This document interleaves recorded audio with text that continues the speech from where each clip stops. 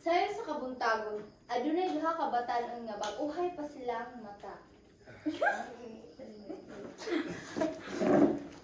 Sa pagmata nila, ang usa ka batan-on nga lalaki nagampo ug nagbasa sa Biblia ug nagstorya sa Ginoo. Apan ang usa ka batan-on nga lalaki nag-cellphone lang jud nya wala nagbasa sa pulong sa Ginoo. Tungit siguro yan.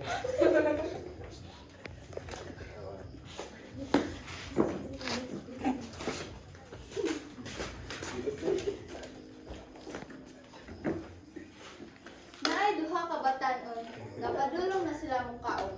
Ug ang usa ka lalaki, before siya ni kaon, kay nag-pray siya ug nanghayog pasalamat sa Ginoo. Ano daw ba? Apan ang usa ka babae nga batan-on, wala gyud siya nanghayog pasalamat sa Ginoo nga sayang pagkaon nga iyang gikaon.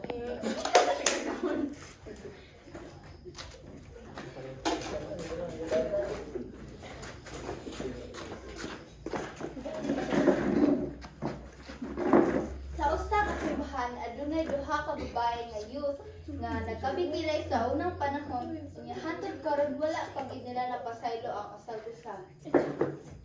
Salamat.